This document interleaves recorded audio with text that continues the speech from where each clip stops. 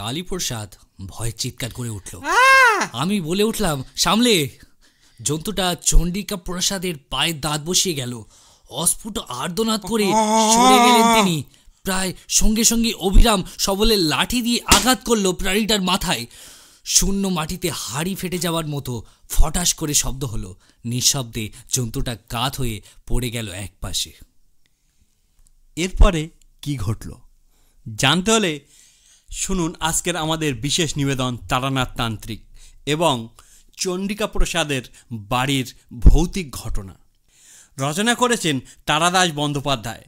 গল্পটি আমরা নিয়েছি মিত্র ঘোষ পাবলিশার্স কর্তৃক প্রকাশিত তারানাথ তান্ত্রিক সমগ্র গ্রন্থ থেকে।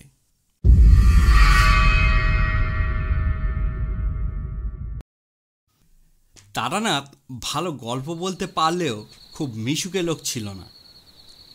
এক ধরনের ফুর্তি বা জমাট মানুষ থাকে যারা চায়ের আড্ডায়, বেঞ্চিতে কিংবা বিয়ের বাসরে একেবারে দারুণ জমিয়ে তোলে। তারানাথ ঠিক তার উল্টো। লোক দেখলে সে গুটিয়ে যায়।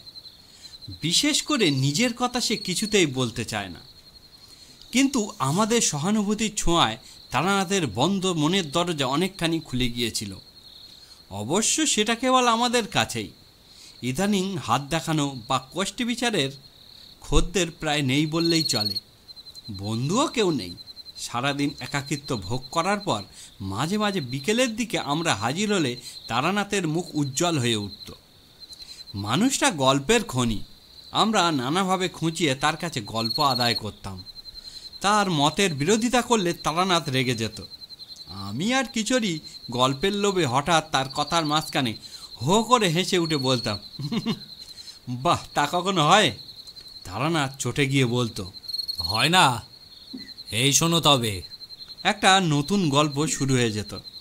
সেদিন সকাল থেকেই টিপটিপ বৃষ্টি হচ্ছে। জামাকাপড়, রুমাল, এমনকি মনের ভেতরটা অবধি ভিজে স্যাঁতস্যাঁতে হয়ে রয়েছে। অন্যদিন অফিস ছুটির পর বলাইবাবু কিংবা হরিমিত্রের সঙ্গে মোড়ের দোকানে চা খেতে খেতে রাজনীতি, জিনিসপত্রের অগ্নিমূল্য অথবা বাঙালি কী ছিল আর কি হয়েছে এসব বিষয়ে গভীর আলোচনা করে আনন্দ পেয়ে থাকি। কিন্তু আজ আর সেই ইচ্ছে করল না। অফিস থেকে বেরিয়ে তারানাথের বাড়ির দিকে হাঁটা শুরু করলাম। পৌঁছে দেখি কিশোরী সেন আমার আগেই এসে বসে আছে। আমাকে দেখে বলল, এই যে, এসো হে, তোমারই জন্য বসে আছি। কি করে জানলে আমি আসব? ওর জন্য কি আর মন্ত্রতন্ত্র করতে হয়? আজ এমন বাতলা করেছে যাকে বলে আড্ডার মেজাজ, না এসে যাবে কোথায়? তারানাথের জন্য এক প্যাকেট পাসিংস কিনে এনেছিলাম। তাকে দিয়ে বললাম, আজ একটা ভালো গল্প হবে নাকি? তারানাথ হাত বাড়িয়ে প্যাকেটটা নিল বটে, কিন্তু তার মুখে বিশেষ প্রফুল্লতা দেখলাম না। বিরস মুখে সে বলল, না, তোমাদের কাছে গল্প বলতে ইচ্ছে করে না। তোমরা আমার গল্প অবিশ্বাস করো। কই, সব গল্প তো অবিশ্বাস করি না। নেহাত যেগুলো একেবারেই বিশ্বাস করবার মতো নয় সেগুলো বাদে। তারানাথ চটে উঠতে যাচ্ছিল। আমি কথার মোড় ঘোরাবার জন্য বললাম, কিশোরীর কথা ছেড়ে দিন। আসল কথা হচ্ছে, আপনার গল্প যদি সত্যি হয় তাহলে আমরা বিশ্বাস করলেই বাকি, আর না করলেই বাকি। সত্য কারো মতামত নির্ভর নয়। তারানাথ কিঞ্চিৎ শান্ত হয়ে একটা সিগারেট ধরিয়ে বলল, এই যে বিশ্বাসের কথা বললে না, বিশ্বাসে সত্যি অনেক কিছু ঘটায়, সাধারণ বুদ্ধিতে যার ব্যাখ্যা করা যায় না। কিশোরীর ঘাড়ে আজ দুর্গ্রহ ভর করেছিল। সে বলল, তার মানে আপনি বলতে চাইছেন কেউ যদি বিশ্বাস করে সে কোনোদিনই মরবে না? তাহলে বিশ্বাসের জোরে সে সত্যি সত্যি অমর হয়ে যাবে? যাবেই তো, তবে তোমার মতো ফিচের লোক পারবে না। হিমালয়ে যেসব প্রাচীন যোগীরা শত শত বছর বেঁচে আছেন, তারা কি করে এত দীর্ঘকাল জীবিত আছেন বলে মনে করো? কেবলমাত্র ইচ্ছা শক্তির জোরে। মানুষের বিশ্বাস ইচ্ছা শক্তিরই একটা প্রকাশ। এমন সময় বাইরে আবার ঝমঝম করে বৃষ্টি নামল। আলো কমে গিয়ে অন্ধকার মতো হয়ে এলো ভেতরে। বৃষ্টির বহর থেকে মনে হলো সহসা থামবার নয়। অবশ্য তাড়াতাড়ি মেশে ফিরেই বা কী লাভ, কিন্তু এখানে বসে থাকতে হলে গল্প চাই। বললাম, বিশ্বাসের শক্তি সম্বন্ধে একটা ভালো গল্প হোক তবে। আমার কাছে কোনো গল্প নেই, সবই সত্যি ঘটনা। কিশোরী আবার কি বলতে যাচ্ছিল, তাকে থামিয়ে দিয়ে বললাম, এখন অন্তত ঘণ্টা 2 আমরা আপনার অতিথি, বেরোবার উপায় নেই। আমাদের প্রার্থনা একটি গল্প, মানে সত্যি ঘটনা। সৎ গৃহস্বামী মাত্রেই অতিথির প্রার্থনা পূরণ করে থাকে, আপনারও করা উচিত। তারানাথ একটু হাসল, চোখ বুজে কিছুক্ষণ ভেবে বোধহয় মনে মনে গল্পটা গুছিয়ে নিল, তারপর বলতে শুরু করলো। বছর 20 আগেকার কথা, এক শিষ্যের বাড়ি থেকে সস্তায়ন করে ফিরছি। ট্রেন বদলাবার জন্য বসে আছি রানাঘাট স্টেশনে। ট্রেন তখনও প্রায় 1 ঘন্টা দেরি। কি করা যায়, একটা বেঞ্চিতে বসে আপন মনে সিগারেট খেয়ে সময় কাটাতে লাগলাম। দক্ষিণা এবং পুজো বাবদ পাওয়া জিনিসপত্র পোটলা করে পায়ের কাছে রাখলাম। এমন সময় একজন মধ্যবয়সী লোক এসে আমার কাছে দাঁড়িয়ে বলল, একটু আগুনটা দেবেন ভাই? বিশেষ খেয়াল না করে পকেট থেকে দেশলাই বের করে তার হাতে দিলাম। প্রথম কাঠিটা নষ্ট করে দ্বিতীয় কাঠি দিয়ে লোকটা বিড়ি ধরিয়ে আমাকে দেশলাই ফেরত দিল। তখনও আমি তার দিকে তাকাইনি। দেশলাই পকেটে পুরে কি জানি হঠাৎ লোকটার দিকে একবার চাইলাম। সে তখন পেছনে ফিরে প্ল্যাটফর্মের অন্য দিকে চলে যাচ্ছে। তাকিয়ে চমকে উঠলাম। তোমরা তো জানো আমার কতগুলো বিশেষ ক্ষমতা আছে, যা দিয়ে আমি মানুষের আশু বিপদ বা ভাগ্য পরিবর্তনের কথা টের পাই। পেছন থেকে তাকিয়ে আমি লোকটার শরীর ঘিরে একটা কালো ছায়া দেখতে পেলাম, যেন একটা কালো মসলিনের ঘোড়া টোপের মধ্যে থেকে লোকটাকে চলাফেরা করছে। বুঝলাম মানুষটা ভয় বিপদগ্রস্ত। পায়ের কাছ থেকে পোটলাটা হাতে নিয়ে আমি দ্রুত পায়ে তার পেছনে এগিয়ে গেলাম। প্ল্যাটফর্মের একটা অপেক্ষাকৃত নির্জন জায়গায় দাঁড়িয়ে লোকটি অন্যমনস্কভাবে লাইনের ওপারে তাকিয়েছিল। আস্তে করে ডাকলাম, শুনছেন ভাই? ভদ্রলোক ভয়ানক চমকে উঠে আমার দিকে তাকালেন। দেখলাম বছর 40 বয়সের একজন মানুষ। উদ্বেগ ও চিন্তার মুখ শুকিয়ে গিয়েছে। গালে 5-6 দিনে না কামানো খোঁচা খোঁচা দাড়ি, শার্টের একটা বোতাম ভুল ঘরে লাগানো। ভদ্রলোক বিস্মিত গলায় বললেন, আমাকে কিছু বলছেন কি? একটু বিপদে পড়লাম। কেন ডেকেছি তা ভদ্রলোককে কিভাবে বলা যায়? একজনকে তো আর হঠাৎ করে বলা যায় না, ও মশাই আপনার খুব বিপদ, কারণ আপনার চারিদিকে একটা কালো ছায়া যাচ্ছে। সময় নেওয়ার জন্য বললাম, আপনার সঙ্গে কয়েকটা কথা ছিল, একটু এদিকে আসবেন? কিন্তু আপনাকে তো ঠিক না, আপনি আমাকে চেনেন না। আসুন, ওই চায়ের দোকানটায় একবার চা খেতে খেতে গুছিয়ে বলছি। আমি যা বলতে চাই এক কথায় বলা সম্ভব নয়। যে কোনো কারণেই হোক, এই সময়ে চায়ের স্টলে বিশেষ ভিড় ছিল না। ভদ্রলোককে একটা বেঞ্চিতে বসিয়ে 2 কাপ চায়ের অর্ডার দিলাম। ভদ্রলোক উসখুস করছিলেন। কই, কি বলবেন বলছিলেন? কি ব্যাপার বলুন তো? কোনো ভূমিকা না করেই বললাম, আমি একটু জ্যোতিষ ইত্যাদি চর্চা করি। আপনি যখন আমার কাছে দেশলাই চাইলেন, আমার হঠাৎ কেন যেন মনে হলো আপনার খুব বিপদ। সত্যি কি তাই? আমাকে খুলে বললে আমি হয়তো আপনার কাজে লাগতে পারি। আমার বিশেষ ক্ষমতার কথাটা আর বললাম না। প্রথমেই সে কথা বললে আমাকে হয় পাগল নয়তো ঠক মনে করবে। ভদ্রলোক একটু সন্দিগ্ধ চোখে আমার দিকে তাকিয়ে আছেন। এবার ভালো করে দেখে বুঝলাম মানুষটা বেশ বুদ্ধিমান, কিন্তু সাম্প্রতিক দুঃসময় এবং উদ্বেগ তার মুখে স্বাভাবিক উজ্জ্বলের উপর ছায়া ফেলেছে। আজকাল সময় খারাপ, নানা রকম ধান্দাবাজ লোক চারিদিকে ঘুরছে। এমন অবস্থায় আমাকে হঠাৎ বিশ্বাস করতে না পারাই সম্ভব, কিন্তু মনে যে জোর থাকলে লোকে কোনো কিছুকেই দৃঢ়ভাবে অস্বীকার করতে পারে, বর্তমানে সেই মনের জোর তার নেই। অসহায়ভাবে ভদ্রলোক আমার দিকে চেয়ে বসে রইলেন। হেসে বললাম, ভয় নেই, আমি ঠকজোচ্চর নই। মানে একটা বিশেষ ধরনের ক্ষমতা আছে, তা দিয়েই আমি অনেক কিছু আগে থেকেই বুঝতে পারি। আমার গুরুর আদেশ ছিল কারোর বিপদ বুঝতে পারলে এগিয়ে গিয়ে সাহায্য করা। তাই আপনাকে দেখে। ভদ্রলোক সামান্য কাঁপা কাঁপা গলায় বললেন, কি ধরনের বিশেষ ক্ষমতা?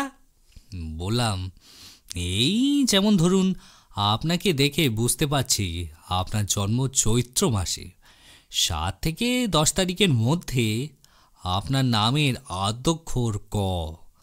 গত 3-4 দিনের মধ্যে আপনি বেশ বড় রকমের একটা অগ্নিভয় থেকে রক্ষা পেয়েছেন। আর ভদ্রলোকের চোখ বিস্ফারিত হয়ে উঠেছিল। তিনি বললেন, আর কি বলবো? দুর্বল স্বরে ভদ্রলোক বললেন, বলুন। গত বছর আপনার কর্মস্থলে আপনাকে নিয়ে যে গোলমাল হয়েছিল, তাতে বিচারে আপনি রেহাই পেয়ে গেলেও দোষটা কিন্তু আপনারই ছিল, তাই না? ভদ্রলোক মাথা নিচু করে শুনছিলেন। মুখ তুললে দেখলাম তার চোখে জল। আস্তে আস্তে বললেন, আগে হ্যাঁ, দোষ আমারই ছিল। কেউ জানে না সে কথা, আমার স্ত্রীও না। কিন্তু বিশ্বাস করুন, নিতান্ত বাধ্য হয়েই। 3000 টাকা, ঠিক তো? আগে হ্যাঁ, আপনি সবই জানতে পেরেছেন দেখছি। আপনার ক্ষমতায় আর আমি অবিশ্বাস করছি না। স্ত্রীর অসুখে বাধ্য হয়ে তাকে বাঁচাবার জন্য টাকাটা নিতে হয়েছিল। ভেবেছিলাম কেউ টের পাবার আগেই দেশের জমি জমা বিক্রি করে আবার পুষিয়ে দেব, কিন্তু তার আগেই অডিট বসলো, ঘাটতি ধরা পড়ে গেল। আমি বহু পুরনো বিশ্বস্ত কর্মচারী, আমাকে কেউ সন্দেহ করলো না।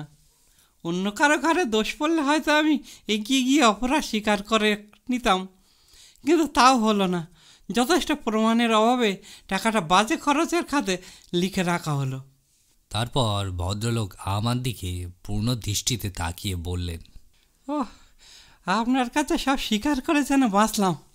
এতদিন মনে পাপবোধ পুষে রাখা, উফ, সে যে কি কষ্ট।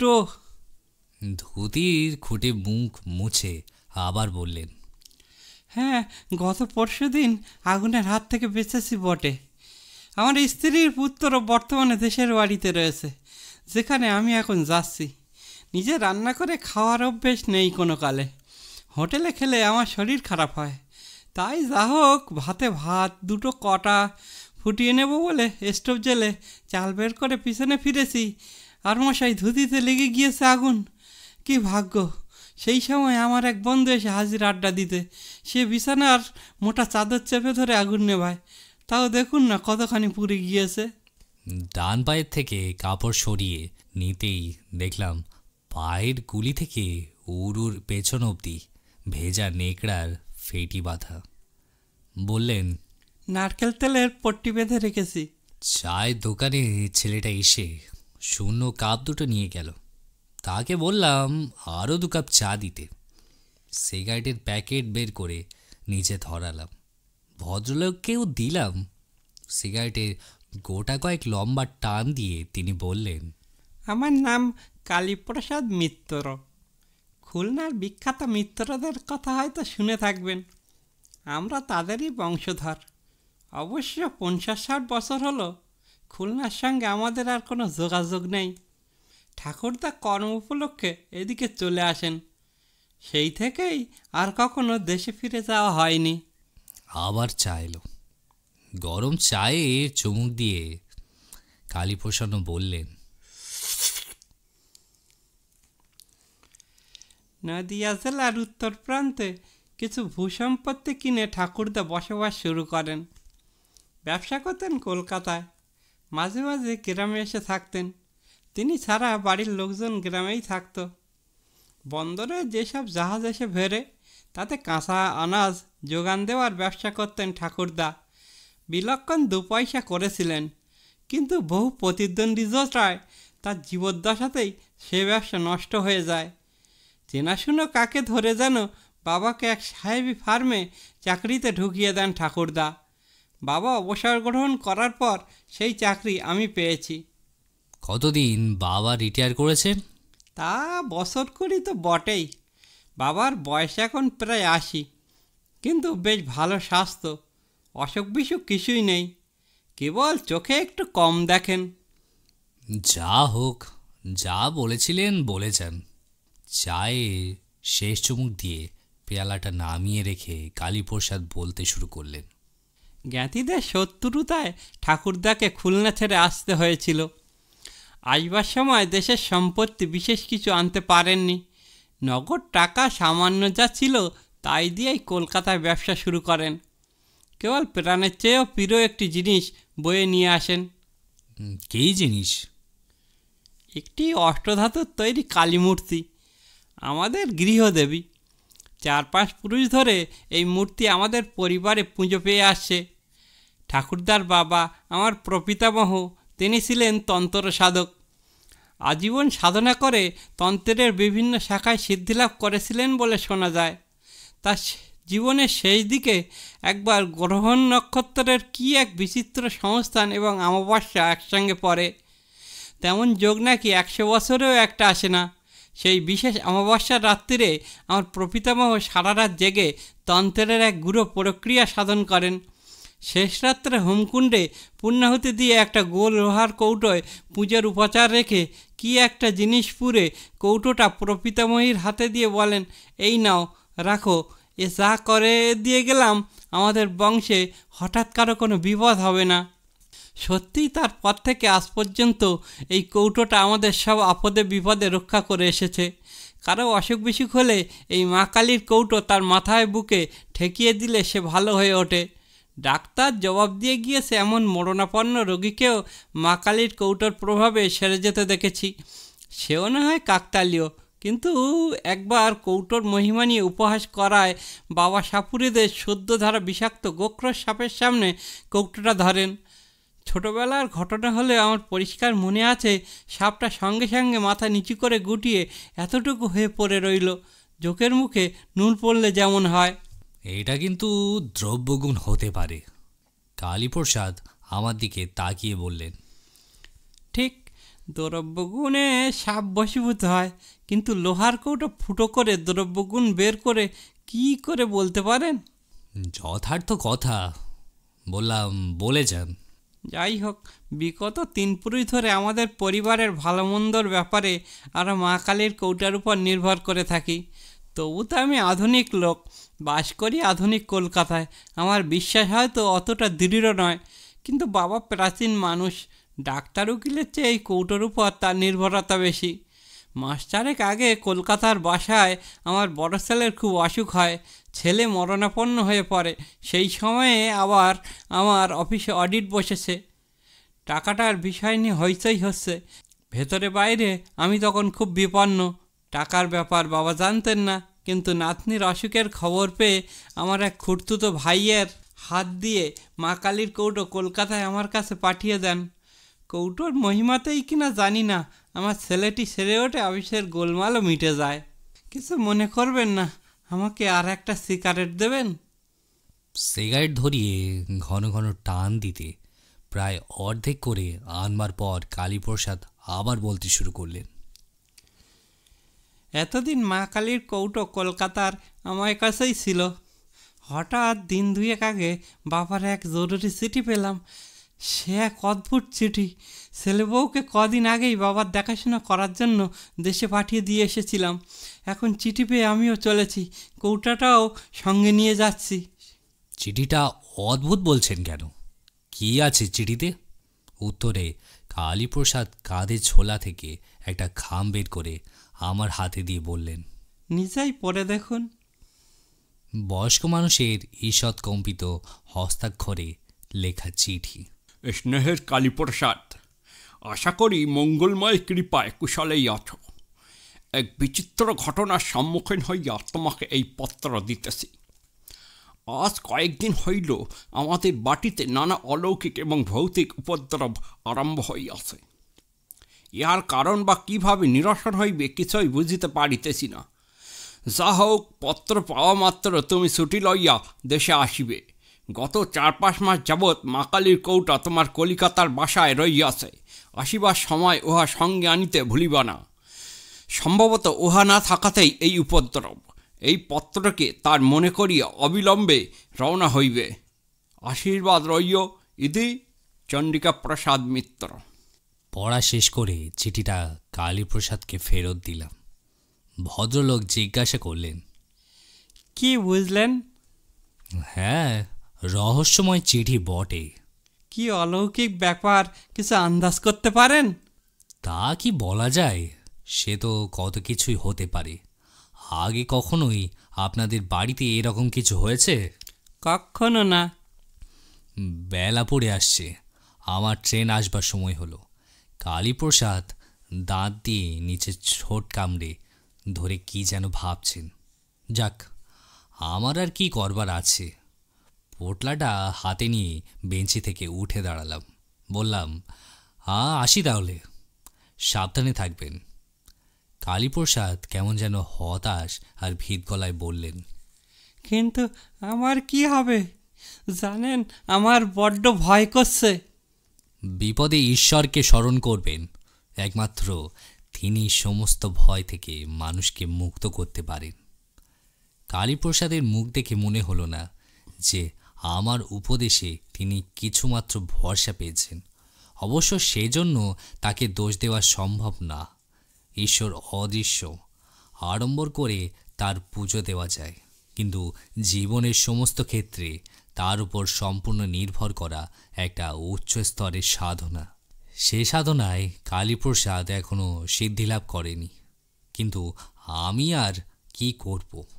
বিদায়সূচক সামান্য হেসে পেছন ফিরে হাঁটতে শুরু করলাম। কয়েক পা হেঁটে আসতে না আসতেই কালীপ্রসাদ দৌড়ে এলেন। শুনছেন, একটু দাঁড়ান। দাঁড়ালাম। কালীপ্রসাদ আমার কাছে পৌঁছে বললেন, আর একটা কাজ করা যেতে পারে। কি? আপনি কি তাতে রাজি হবেন? বলেই ফেলুন না, আমারও তো ট্রেন আসবার সময় হলো। গুরুত্বপূর্ণ কথা শুরু করার ভঙ্গিতে কেশে গলায় পরিষ্কার করে কালীপ্রসাদ আমার দিকে তাকিয়ে বললেন, আপনি আমার সঙ্গে আমাদের দেশের বাড়ি চলুন। প্রস্তাবটা নিতান্তই আকস্মিক। অবাক হয়ে বললাম, আমি আপনার বাড়িতে? হ্যাঁ, আপনি অলৌকিক শক্তির অধিকারী। আপনি গেলে আমাদের অমঙ্গল কেটে যাবে। আপত্তি করবেন না, দয়া করে আমার সঙ্গে চলুন। বলুন, যাবেন? লোকটা সত্যি ভয় পেয়েছে, পাওয়ারই স্বাভাবিক। একটু চিন্তা করলাম।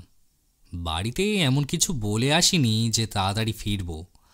আরও 5-7 দিন দেরি হলে ক্ষতি নেই, দেখাই যাক না এর সঙ্গে গিয়ে। বললাম, আচ্ছা চলুন, যাব। কালীপ্রসাদের চোখের দৃষ্টি কৃতজ্ঞতায় ভারী হয়ে এলো। আমার হাত দুটো ধরে তিনি বললেন, বাঁচলাম, সত্যি বিশ্বাস করিনি আপনি যেতে রাজি হবেন। একটা ছোট গ্রাম্য স্টেশন থেকে নেমে পাক্কা 3 মাইল হেঁটে কালীপ্রসাদের বাড়ি। গ্রামে যখন ঢুকলাম তখন রাত্রি প্রায় 8টা। পল্লীগ্রামের তুলনায় শেষ রাত।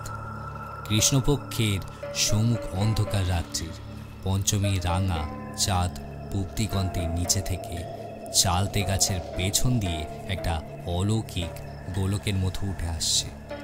গ্রামের প্রায় শেষের দিকে আম জাম গাছে ঘেরা নির্জন বাড়ি, পাঁচিল দিয়ে ঘেরা।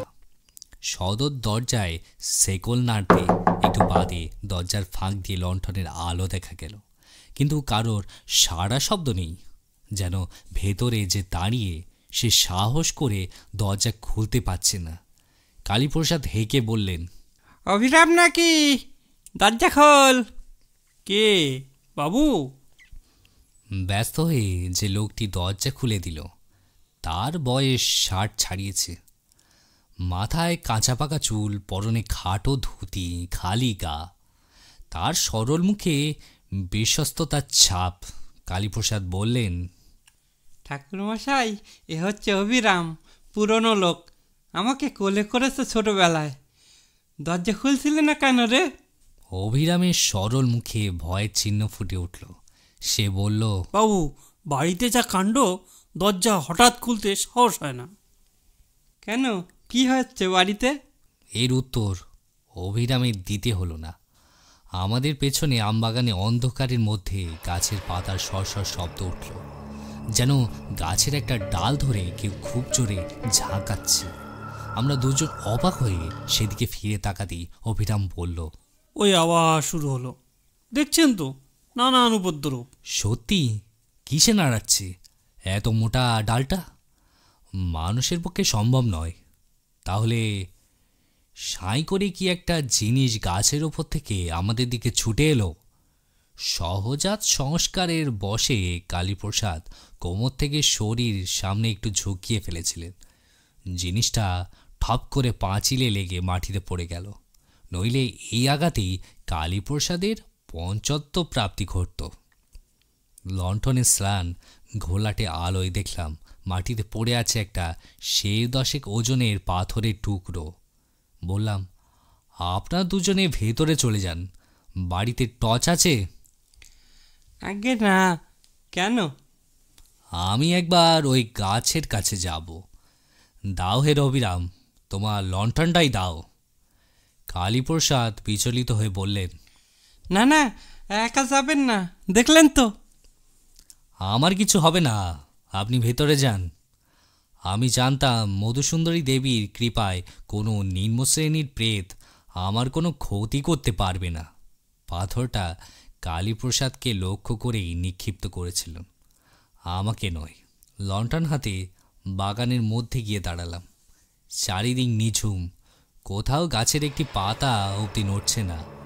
মনে হলে সামনের মোটা গুড়িওয়ালা আম গাছটার ওপর থেকে পাথরটা ছুঁড়ে গিয়েছে। লণ্ঠনটা তুলে ধরে ওপর দিকে দেখবার চেষ্টা করলাম, কিছুই দেখা গেল না। কিন্তু আমার মনের মধ্যে একটা আশ্চর্য অনুভূতি হলো।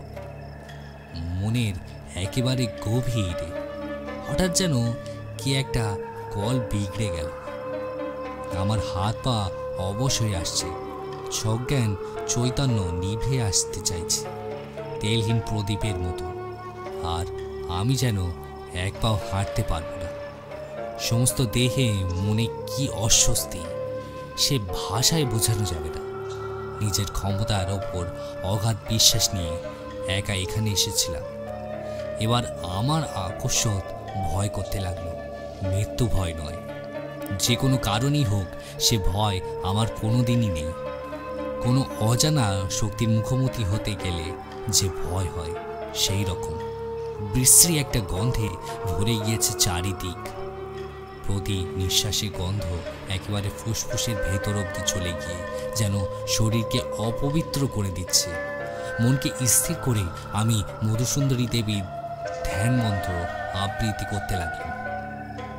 প্রায় সঙ্গে সঙ্গে পরিবেশ থেকে দুর্গন্ধ দূর হয়ে গেল, মনের বল ফিরে পেলাম। দরজা খোলাই ছিল। ভেতরে ঢুকে দেখি উঠোনের ওপারে বারান্দায় বাড়ির সবাই জড়ো হয়ে শঙ্কিত চোখে তাকিয়ে আছে। আমি ঢুকতেই কালীপ্রসাদ বললেন, এই যে ঠাকুরমশাই, ওহ, আমরা যা ভয় পেয়ে গিয়েছিলাম। কালীপ্রসাদের কাঁধে হাত ভার রেখে যিনি দাঁড়িয়ে আছেন, আন্দাজে বুঝলাম তিনি চণ্ডিকা প্রসাদ। ফর্সা মানুষ, দীর্ঘদেহী, দেখে বোঝা যায় এককালে খুব সুপুরুষ ছিলেন। আগোছালো ধরনের ধুতি পরা। বারান্দায় উঠে লণ্ঠনটা নামিয়ে রাখলাম।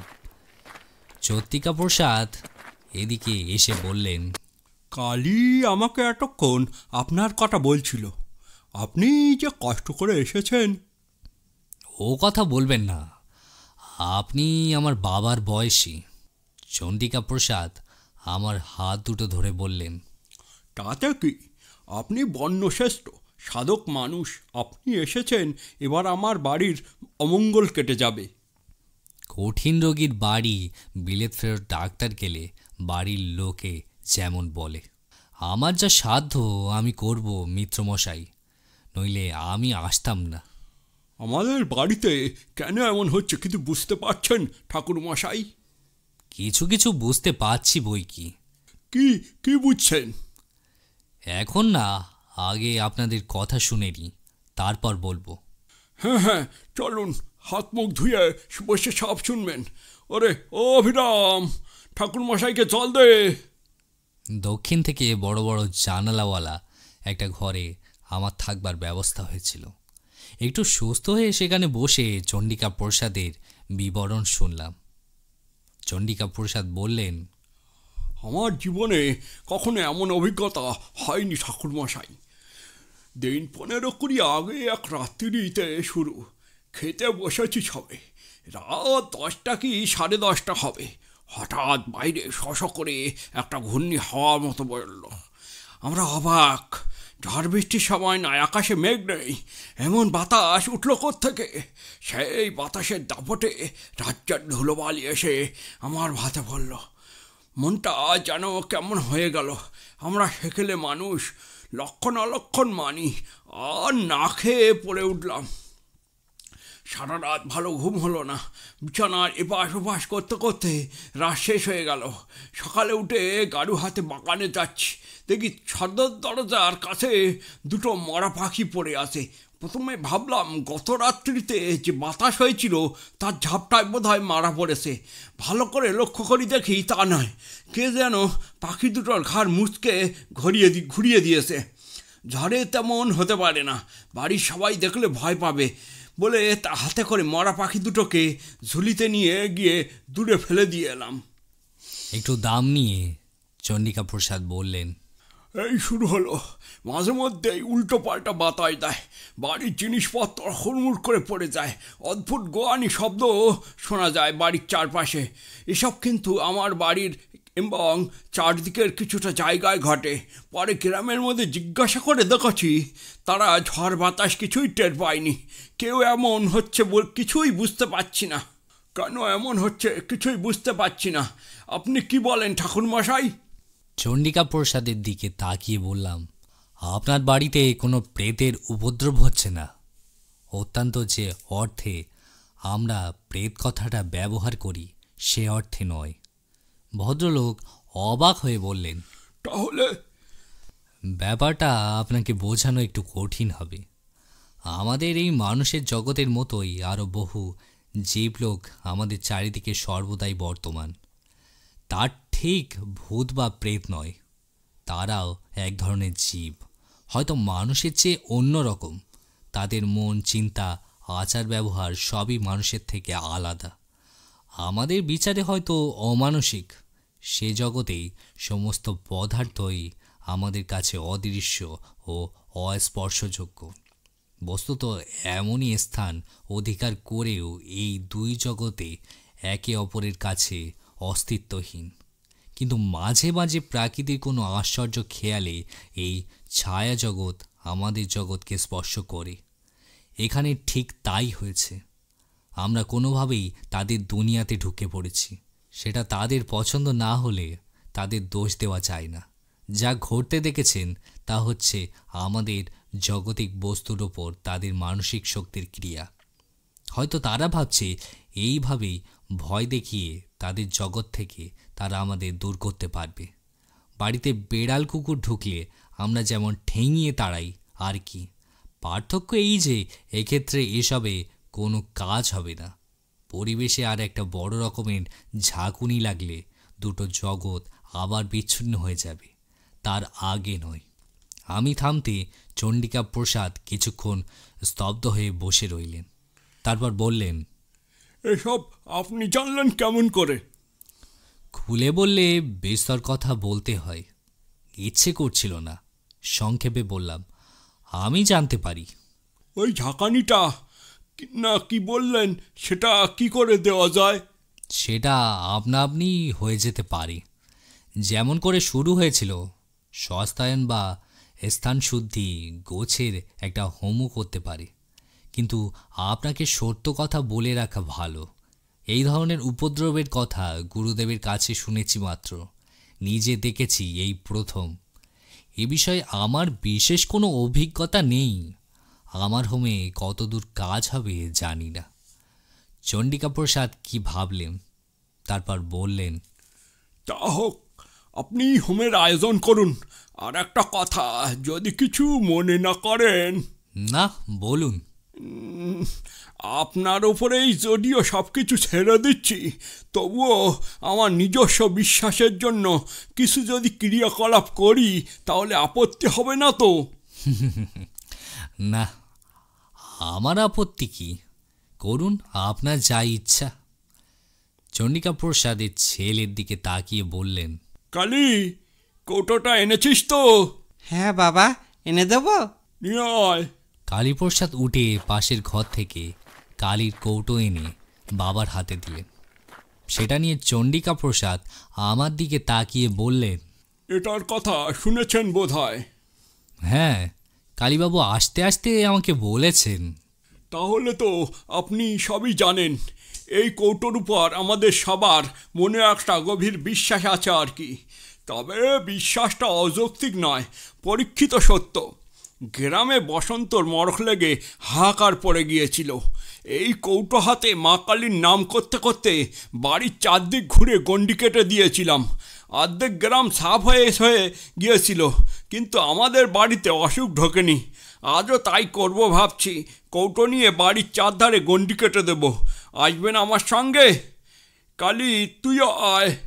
বৃদ্ধকে একা ছাড়তে ইচ্ছা করল না। বললাম, চলুন, যাব। বাইরে যাবার জন্য সবে উঠে দাঁড়িয়েছি, হঠাৎ বাড়ির ভেতরে হুড়মুড় করে বিকট শব্দ হলো। ধাতব কিছু পড়ে যাওয়ার আওয়াজ। চণ্ডিকা প্রসাদ বললেন, এই শুরু হলো আবার, চলুন দেখি। ভেতরের বারান্দা থেকে আওয়াজ এসেছিল। সেখানে গিয়ে দেখলাম বাড়ির মেয়ে আর বাচ্চারা বারান্দার অপর প্রান্তে কাঠ হয়ে দাঁড়িয়ে আছে। 10-12খানা ইট দিয়ে বেদি মতো করে তার ওপরে একটা লোহার ড্রাম দাঁড় করানো হয়েছে চাল রাখবার জন্য। সেটা উল্টে পড়ে চাল ছড়িয়ে পড়েছে চতুর্দিকে। আমরা যখন পৌঁছালাম তখনও ড্রামটা গড়াচ্ছে। আমাদের পায়ের কাছে এসে থেমে গেল। আমার নাকে ভেসে এলো সেই বিশ্রী গন্ধটা বাইরের বাগানে যেটা পেয়েছিলাম। চণ্ডিকা প্রসাদ হতভম্ব হয়ে দাঁড়িয়েছিলেন। তাকে বললাম, যা করবার করে ফেলুন, আর রাত করা যাবে না। সদর দরজা দিয়ে আমরা বাইরে এলাম, সঙ্গে কালীপ্রসাদ আর লণ্ঠন নিয়ে অভিরাম। চাঁদ ঢাকা পড়েছে গাছের পাতার আড়ালে। মাটিতে ম্লান জ্যোৎস্না আর ছায়ার খেলা। ঝোপে ঝাড়ে জোনাকি জ্বলছে, বাতাস নেই কোনো দিকে, কেমন একটা থমথমে আবহাওয়া। কালীপ্রসাদের হাতে একটা মোটা লাঠি। যদিও বুঝতে পারলাম না অপ্রাকৃতিক কোনো বিপদ হলে লাঠি দিয়ে কি হবে ঠেকানো সম্ভব। চণ্ডিকা প্রসাদের হাতে মা কালীর কৌটো, মুখে বিড়বিড় করে কি মন্ত্র পড়তে পড়তে চলেছেন। ক্রমে আমরা বাড়ির পিছন দিকে এসে হাজির হলাম। এই দিকটা জঙ্গল খুব বেশি, অশেওড়া আর কুচকাটার ঝোপে ভর্তি। সাবধানে কাপড় বাজিয়ে চলেছি, আর কয়েক পা হাঁটলেই আমার একটা বাঁক ফিরে বাড়ির পূব দিকে সীমানায় পৌঁছাবো। সেখানে ঝোপঝাড় অপেক্ষাকৃত কম। এমন সময় আমার মনের ভেতরে সেই পরিচিতি বিপদের ঘণ্টাটা বেজে উঠল। বুঝতে পারলাম এক্ষুনি একটা কিছু ঘটবে। প্রায় সঙ্গে সঙ্গেই ডান দিকের একটা ঘন ঝোপের মধ্যে খড়খড় করে কি নড়তে দেখা গেল। আমরা সবাই থমকে দাঁড়িয়ে সেদিকে তাকালাম। কালীপ্রসাদ 2 হাতে লাঠি বাগিয়ে ধরেছেন। অভিরাম লণ্ঠন মাটিতে নামিয়ে রেখে নিঃশব্দে তার হাত থেকে লাঠিটা দিল। পরমূর্তি ঝোপের মধ্যে থেকে কালো মতো বেশ বড়সড় কুকুরের আকারে কি একটা জীব বেরিয়ে এসে ক্ষুদ্র গর্জন করে চণ্ডিকা প্রসাদের দিকে ছুটে গেল। কালীপ্রসাদ ভয়ে চিৎকার করে উঠল। আমি বললাম, সামলে। জন্তুটা চণ্ডিকা প্রসাদের পায়ে দাঁত বসিয়ে গেল। অস্ফুট আর্তনাদ করে সরে গেলেন তিনি। প্রায় সঙ্গে সঙ্গেই অবিরাম সবলে লাঠি দিয়ে আঘাত করল প্রাণীটার মাথায়। শূন্য মাটির হাঁড়ি ফেটে যাওয়ার মতো ফটাস করে শব্দ হলো। নিঃশব্দে জন্তুটা কাত হয়ে পড়ে গেল একপাশে। বলতে এত সময়ও লাগলেও ঘটতে লেগেছিল কয়েক মুহূর্ত মাত্র। কালীপ্রসাদ লণ্ঠন নিয়ে ঝুঁকে পড়লেন। এ তো শেয়াল মরে গেছে। মরা জ্যোৎস্না আর লণ্ঠনের আলো মিলিয়ে কেমন একটা আলো আধারই মতো হয়েছে, তবু ভালো করে তাকিয়ে মনে হলো শেয়ালই বটে। অভিরাম বলল, অদ্ভুত ব্যাপার বাবু, শেয়ালে কখনো তাড়া করে কামড়াতে আসি শুনিনি। কালীপ্রসাদ বললেন, ঠিক কথা, শেয়াল ভীতু জন্তু, মানুষ দেখতে পালিয়ে যায়। এটা তাড়া করে এলো কেন? চণ্ডিকা প্রসাদ বোধ হয় নিজে সান্ত্বনা দেওয়ার জন্য বললেন, পাগলা শেয়াল হবে, নইলে কি আর। যা হোক, চল, অন্ধকারে দাঁড়িয়ে থাকা উচিত নয়। এদিনের গৃহ প্রদীক্ষণের একটা ফল কিন্তু হাতে নাতে দেখতে পেলাম। সে রাত্রি থেকে বাড়ির ভেতরে উপদ্রব বন্ধ হয়ে গেল। সারা রাত সজাগ হয়ে শুয়ে রইলাম। কাশির শব্দ শুনে টের পাচ্ছিলাম চণ্ডিকা প্রসাদও জেগে, কিন্তু সে রাতে আর কোনো উপদ্রব হলো না। পরের দিন সমস্ত ব্যাপারটা অদ্ভুতভাবে মিটে গেল। যে কথা বলবার জন্য এই গল্পের অবতারণা। আমাকে আর যজ্ঞ করতে হয়নি। এই ঘটনা আমার ভূমিকা ছিল শুধুই দ্রষ্টার। মরা শিয়ালটার পা ধরে টেনে অভিরাম দূরে আমবাগানের ওপাশে একটা পতির জমিতে ফেলে দিয়ে এসেছিল। রাত্রে কোনো উপদ্রব হয়নি। সকালে উঠে দেখলাম বেশ প্রসন্ন সূর্যের আলোয় চারিদিকে ভরে আছে। চণ্ডিকা প্রসাদের সঙ্গে নানান বিষয়ে আলাপ করে দিনটা কেটে গেল। ভদ্রলোক সেকেলে মানুষ হলেও হিন্দু শাস্ত্রের বিভিন্ন দিক নিয়ে বেশ পড়াশুনো করেছেন। দুপুরে সুন্দর নিবানিন্দ্র নিয়ে যখন উঠলাম, তখন বিকেলের রোদ মিলিয়ে গিয়ে ছায়া গাঢ় হয়ে এসেছে। বাইরে তক্ত বসে বসে চণ্ডিকা প্রসাদ হুঁকোয় টান দিচ্ছিলেন। সেখানে গিয়ে বসলাম। গাড়ু হাতে কালীপ্রসাদ উঠোন পেরিয়ে বাড়ির বাইরে বাগানের দিকে চলে গেলেন। চণ্ডিকা প্রসাদ ডেকে বললেন, কালী, চট করে সেরে আয়, একসঙ্গে বসে ঠাকুর মশাই যজ্ঞের ফর্দটা করে ফেলা দরকার।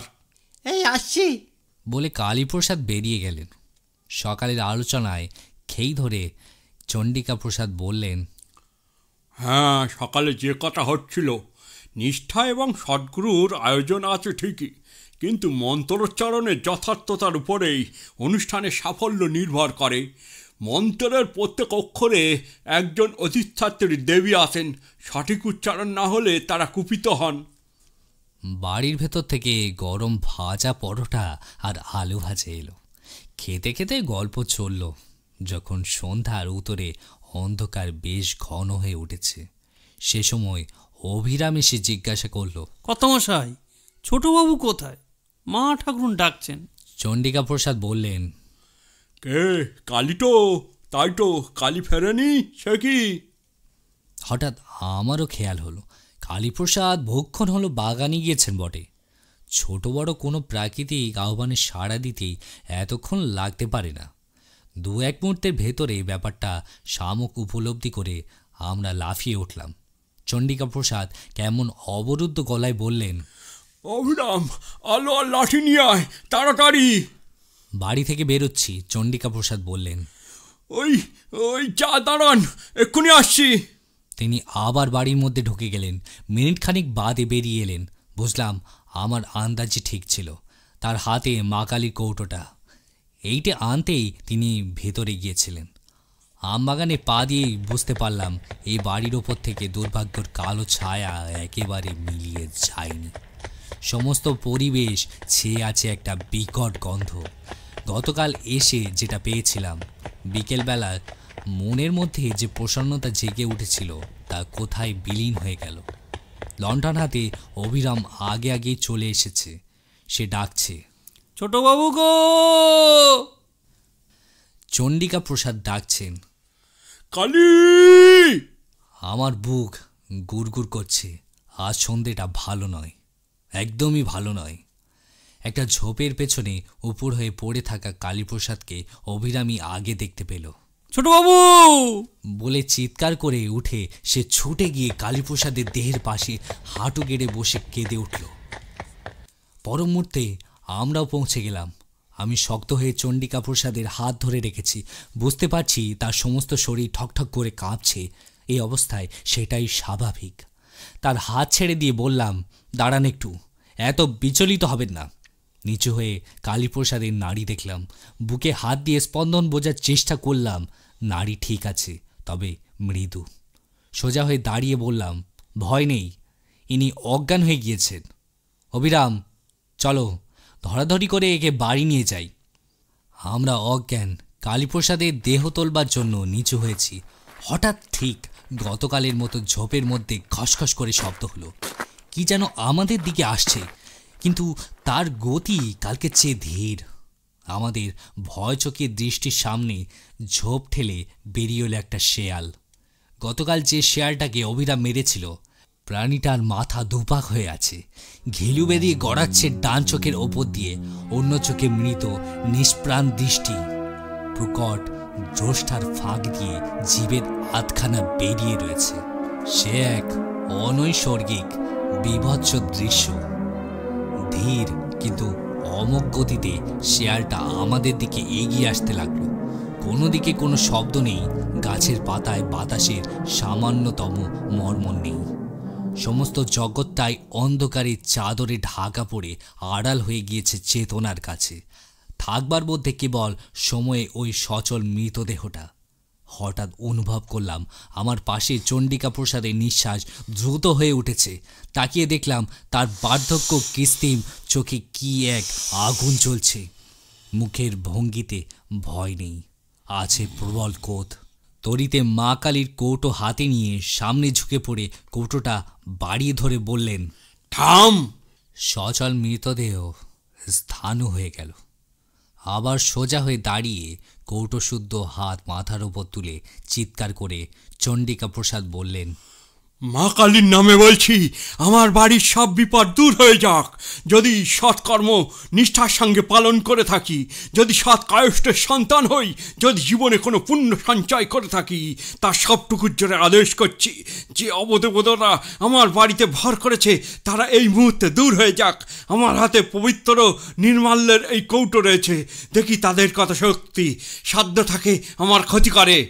মাথার ওপরে কৌটো তুলে ধরে তিনি বিভিন্ন দিকে ঘোরাতে লাগলেন। শেয়ালের মৃতদেহটা আস্তে আস্তে আবার কাত হয়ে পড়ে গেল। এবারে সেটা সত্যি মরেছে। তার সঙ্গে সঙ্গে একটা অদ্ভুত ব্যাপার হলো। এতক্ষণ বন ছিল নিস্পন্দ, নীরব। হঠাৎ কোথা থেকে ছুটে এলো ঝড়ের মতো বাতাস। সারা বাগান ঝোপঝাড় মথিত করে কিছুক্ষণ সে বাতাস বইল। অবিরাম বলে উঠল, দেখুন ঠাকুরমশাই, দেখুন। তার নির্দেশিত দিকে তাকিয়ে দেখলাম সেখানে গাছপালা একটু কম। পাতার ফাঁক দিয়ে রাত্রির আকাশ দেখা যায়। চাঁদ উঠতে আজ দেরি আছে, কিন্তু অস্পষ্ট তারার আলোয় অন্ধকার অনেকটা তরল। বাতাসে ঘূর্ণির সঙ্গে পাক খেয়ে একটা জমজমাট অন্ধকারে স্তব্ধ আকাশে অনেকখানি ঠেলে উঠেছে। অন্ধকারের উপাদানে তৈরি আমানুষিক এক অকৃতি। পরিচিত কিছুর সঙ্গে তার কোনো মিল নেই। সমস্ত পরিবেশ থেকে, চণ্ডিকা প্রসাদের বাড়ির ওপর থেকে, আমবাগান থেকে বাতাসের সঙ্গে উঠে যাচ্ছে গুঁড়ো গুঁড়ো অন্ধকার। কিছুক্ষণের মধ্যেই অন্ধকারের কালো পিণ্ডটা অনেক ওপরে উঠে গিয়ে আবছা হয়ে পিলিয়ে গেল। তারপরেই বনের বাইরে থেকে ভেসে এলো এক ঝলক বাতাস। বুক ভরে নিঃশ্বাস নেবার মতো সহজ, স্বাভাবিক মুক্ত বাতাস। কিটকিট করে নিশাচর কীটপতঙ্গেরা ডাকতে শুরু করলো। আমরা কেউ কথা না বললেও বুঝতে পারলাম অমঙ্গলের ছায়াটা একেবারেই সরে গিয়েছে। কালীপ্রসাদকেও বয়ে নিয়ে যাওয়ার প্রয়োজন হলো না। এর কিছুক্ষণের মধ্যেই তার জ্ঞান ফিরে এলো। বাগান থেকে ফেরবার বুকে শেয়ালটা এসে ওর সামনে দাঁড়িয়েছিল।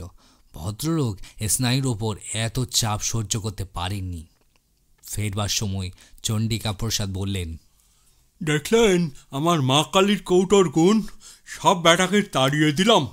তা বটে। তারানাথ থামল। কিশোরী বলল, কিন্তু এ তো মন্ত্রশক্তি বা দ্রাব্যগুণের গল্প।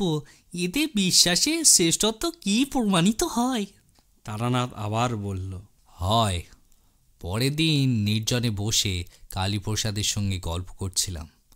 কালীপ্রসাদ বললেন, বাবা বিশ্বাসের জোরে আমাদের আপদ দূর করে দিলেন। কেন, মা কালীর কৌটোর গুণও তো আছে বলতে হবে। ম্লান হেসে কালীপ্রসাদ বললেন, দাঁড়ান, একটা জিনিস দেখাই আপনাকে। একটু পরে হাতে করে মা কালীর কৌটোটা নিয়ে ঘরে ঢুকলেন ভদ্রলোক এবং আমার বিস্ময় দৃষ্টির সামনে ঢাকনাটা খুলে ফেললেন। বাধা দিয়ে বলে উঠলাম, ও কি করছেন? মন্ত্রপুত নির্মল্য খুলতে নেই, ওতে গুণ নষ্ট হয়ে যায়। কিছু না বলে কালীপ্রসাদ বিছানার ওপরে কৌটোটা উপর করে ধরলেন। ভিতরে যা ছিল চাদরের ওপর ছড়িয়ে পড়ল। ভেতর থেকে বেরুলো কতগুলো গোল গোল করে পাকানো খবরের কাগজগুলি, আর কিচ্ছু নেই। অবাক হয়ে বললাম, এ কি, নির্মল্য কই? নেই। তার মানে? মানে আসল কৌটোটা অনেক দিন আগে হারিয়ে গিয়েছে। এটা নকল। ছেলের অসুখের সময় কলকাতায় নিয়ে যাওয়ার পথেই কোথাও পড়ে যায়। বাবা শুনলে অনর্থ করবে এই ভেবে শিশি বোতলওয়ালার কাছ থেকে 2 পয়সা দিয়ে এই কৌটোটা কিনি। বাবা আজকাল চোখে কম দেখেন, তাকে ঠকানো সহজ। কাজেই বুঝতে পারছেন, যা হয়েছে তা বাবার বিশ্বাসের জোরেই হয়েছে। আর কেউ জানে না এই কথা? শুধু আপনার বৌমা জানে, আমার স্ত্রী, অন্য কেউ না। বাবার বয়স হয়েছে, আর কদিনই বা বাঁচবেন, খামোকা কেন তাকে দুঃখ দিই। তারানাথ থামল। ঘরের মধ্যে স্তব্ধতা, বাইরেও বৃষ্টি ধরে এসেছে। একটা নিঃশ্বাস ফেলে কিশোরী বলল, গল্পটা বেশ, গল্প বানানোয় আপনার একটা স্বাভাবিক দক্ষতা আছে। সিগারেট ধরাতে গিয়ে তারানাথ জ্বলন্ত চোখে কিশোরীর দিকে তাকালো। আমি ব্যাকুল হয়ে উঠে দাঁড়িয়ে কিশোরীর হাত ধরে টানলাম, ওঠো হে, আবার বৃষ্টি এলে বাড়ি ফেরা মুশকিল হয়ে পড়বে।